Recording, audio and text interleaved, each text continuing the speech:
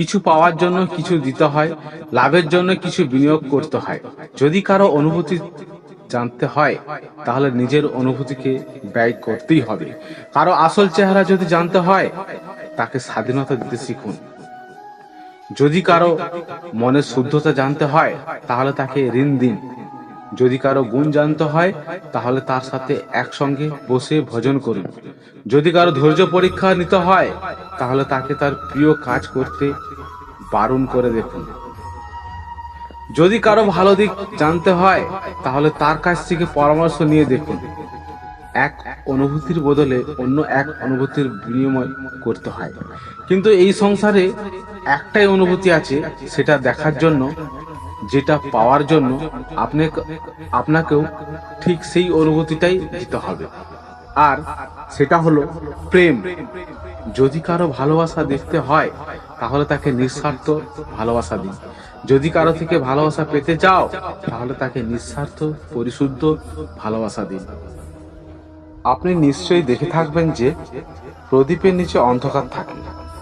যে প্রদীপ সংসারকে আলোকিত করে সেই প্রদীপের নিচে অন্ধকার। এবারে অনেক মানুষ আছে যারা এই বিষয়ে দেখে, যে ব্যক্তি নিজের সমস্যার সমাধান করতে পারেন না আর গোটা সংসারকে উপদেশ দেয়, কিন্তু এটা দেখার আর একটা দৃষ্টিভঙ্গি আছে, আর সেটা হচ্ছে যে স্বয়ং জলে সংসারকে শুধু আলোকিত সেই করতে পারে যার আধার বড়ই শীতল হয়। এই সংসারে পথ প্রদর্শক সেই হতে পারে, এই সংসারকে দিশা সেই দেখাতে পারে যার মধ্যে সন্তোষ আর ধৈর্য শক্তি আছে। এবারে এটা দেখুন, এটা অত্যন্ত গুরুত্বপূর্ণ বিষয় যে বিবেক তখনই কাজ করে যখন মন শান্ত শীতল থাকে। তাই যদি আপনি এই জীবনে কোনো বড় কর্ম করতে চান তাহলে সর্বপ্রথম আপনার এই মনকে, বিবেককে, এই হৃদয়কে, এই আধারকে, এই ভূমিকে শীতল রাখতে শিখুন। ধৈর্য ধরুন। সংসারে এমন কিছুই নেই যা আপনি করতে পারবেন না। এই প্রদীপ দেখতে পাচ্ছেন আপনি, নিজেও জ্বলে আর বাতিকেও জ্বালিয়ে রাখে, আর এই সংসারকে প্রদান করে প্রকাশ, অন্ধকারচ্ছন্ন ব্যক্তিকে প্রদান করে আসার আলো। কিন্তু এটা কখনো ভাবে না যে এই সেই মাটি কেমন হবে যা দিয়ে এটি তৈরি করা হয়েছে, সেই কুমোরই কেমন হবে যে একে অন্ধ আকার দিয়েছে। ভাবে না যে যে কিনেছে তার বাড়ি কেমন হবে, তা কতটা সুসজ্জিত।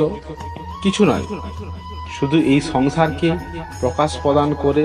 আর হয়তো সেই জন্যই প্রদীপকে এত ভালোবাসা হয়। সে নিজের বা অন্যের বাড়ি দেখে কখনোই জ্বলে না, সে জ্বলে শুধু অন্ধকারের সাথে লড়াই করতে। তাই আপনিও নিজের ব্যবহার এই প্রদীপের মতো করে তুলুন। নিজের পরিচয় সরিয়ে নিঃস্বার্থভাবে কর্ম করে যান, আর নিজের জন্য এক নতুন, এক বিশাল, এক অদ্ভুত পরিচয় তৈরি করুন। এই সংসারে প্রত্যেক ব্যক্তি বড় কিছু করতে চায়, এমন কিছু যা এই সংসারে আগে কেউ করেনি। এমন জায়গায় পৌঁছাতে চায় যেখানে এর আগে কেউ কখনো পৌঁছাতে পারেনি, আর কেউ এতে সফলতা অর্জন করতে পারেনি। কিন্তু কিছু মানুষ অসফল হয় কেন? এটাই আমার প্রশ্ন। না তো তাদের ইচ্ছেতে কোনো কমতি থাকে, না কমতি থাকে তাদের চেষ্টায়। তাহলে কেন এরা পিছিয়ে পড়ে? এর উত্তর বড়ই সরল। এই সংসার, আপনাদের বলি কিভাবে আপনার সংসারে সবাই মহান কাজ করতে চান, সেই মন, সেই সম্মান পেতে চান যা এর আগে কেউ কখনো পায়নি। কিন্তু আপনার সমস্যা এটাও যে এই কাজে সংসার আপনার সাথে থাকছে না। বড়ই অদ্ভুত ব্যাপার। দেখুন, ভুলে যান গোটা সংসারকে, জীবনে একা একা চলুন। গঙ্গোত্রী থেকে যখন জলের একটি ফোঁটা বের হয় তখন শুধু সেটা এক বিন্দু জল। তারপরে যখন সে তার যাত্রা শুরু করে অন্য জলের ফোঁটার সাথে মিশে, তখন সে স্রোতে পরিণত হয়, গঙ্গাতে পরিণত হয়। যদি আপনি জীবনে এগোতে চান তাহলে একলা এগোতে শিখুন। নির্ভীক হয়ে, সাহসের সাথে, ধনাত্মক চিন্তা নিয়ে জীবনে এগিয়ে চলুন। একা এগিয়ে চলুন। দেখবেন সেই মন, সেই সম্মান আপনার জন্য অপেক্ষা করে আছে। কর্ম, মানুষ সর্বদা কর্ম করতে থাকে, আর এই কর্মের জন্যই সে মান, সম্মান, ধন, প্রতিষ্ঠা লাভ করে। এবার মানুষ সবসময় চেষ্টা করে যাতে সে ভালো কর্ম করে যায়। তাহলে আপনাকে বলি, শুধু ভালো কর্ম করাই আবশ্যক নয়, তার থেকে বেশি জরুরি হলো এই খারাপ কর্মকে বোঝা আর তার থেকে দূরে থাকা। কারণ যখনই আপনি কোনো সঠিক কাজ করেন বা ভালো কাজ করেন, কেউ তা মনে রাখে না, কিন্তু এই সংসারে আপনি একটা খারাপ কর্ম করুন আর সেটা সবার মনে থাকে। এই খারাপ কর্ম কাজলের এক কৌটোর মতো হয়, আপনি যতই চেষ্টা করুন বাঁচিয়ে ব্যবহার করার, কিন্তু এই কালিমা কোথাও না কোথাও অবশ্যই লেগে থাকে। সেই জন্য জীবনে ভালো কর্ম অবশ্যই করুন, কিন্তু তার থেকেও বেশি জরুরি হলো এই খারাপ কর্মের থেকে দূরত্ব বজায় রাখা। এটা অবশ্যই করবেন। কথাই আছে, সময়ের পূর্বে আর ভাগ্যের বেশি কেউ কিছু পায় না। এবার এর মানে কি এটাই যে আপনি শুধুমাত্র অপেক্ষা করবেন, সবকিছু নিজের ভাগ্যের উপর আর কপালের উপর ছেড়ে দেবেন, নিজে কিছুই করবেন না? যদি আপনি এই রকমই করেন, তাহলে আপনি একটা বস্তু অবশ্যই পাবেন, নিরাশা, অসফলতা। এবার আপনি বলবেন, যদি সবকিছু ভাগ্য আর সময়ের উপর নির্ভরশীল হয়, তাহলে আমরা কি বা করতে পারি? করতে পারেন চেষ্টা, পরিশ্রম। এই চেষ্টাই আপনার জীবনের সেই সময়কে কাছে টেনে নিয়ে আসবে, সেই সময় যার অপেক্ষা আপনি করছেন। আর এই ভাগ্য তার সামনেই নত হয় যে সর্বদা পরিশ্রম করতে থাকে। পদ্মফুল, এর অভ্যাস হলো জলস্তরের উপরে ভাসা। সেই জন্য জলাশয়ে জলস্তর যখন বৃদ্ধি পায়, এই যে ফুলের কাণ্ড, পদ্ম ফুলের কাণ্ডটি সেটাও বাড়তে থাকে, যাতে এই ফুল জলস্তরের উপরে থাকে। কিন্তু যখন সেই জলস্তরে জল নামতে থাকে, তখন সেই কাণ্ড নিজেকে ছোট করতে পারে না, আর এই ফুল নিজের ভারী নিজেই ভেঙে পড়ে। এইরকমই আমাদের সাথে হয়। সময়ের সাথে আমরা জীবনে যত সাফল্য পাই, আমাদের জীবনের স্তর বাড়তে থাকে, আর যখন আমাদের সমস্থান কমতে থাকে, আমরা সেই জীবন স্তর ছাড়তে পারি না, আর শেষ পর্যন্ত সেই জীবন স্তরের কারণে ভারাক্রান্ত হয়ে শেষ হয়ে যায়। সেই জন্য যদি কিছু রাখতে হয়, তা হলো দৃষ্টিভঙ্গি। সাধারণভাবে জীবনযাপন করতে থাকুন, সময়ের চক্র আপনাকে মার দিতে পারবে না। সময়, এই সময় না কোনো ব্যক্তি, না জীব, না বস্তু, তাও সময় জীবিত থাকে। সময় না জল, না অগ্নি, আর না বায়ু, কিন্তু তাও আমাদের জীবনের আধার এই সময়। দেখতে গেলে মানুষ এই সময়ের হাতের খেলনা। কখনো আমাদের সময় ভালো হয়, আবার কখনো খারাপ।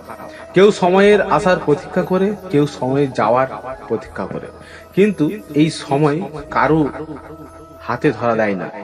এই সময় যা কেউ দেখতে পায় না, কিন্তু সময় সবাইকে সবকিছু দেখিয়ে যায় যে আপনকে আর পরকে, আমাদের শুভাকাঙ্ক্ষীকে আর ক্ষতি কে চায়, আমাদের মিত্রকে আর আমাদের শত্রুকে।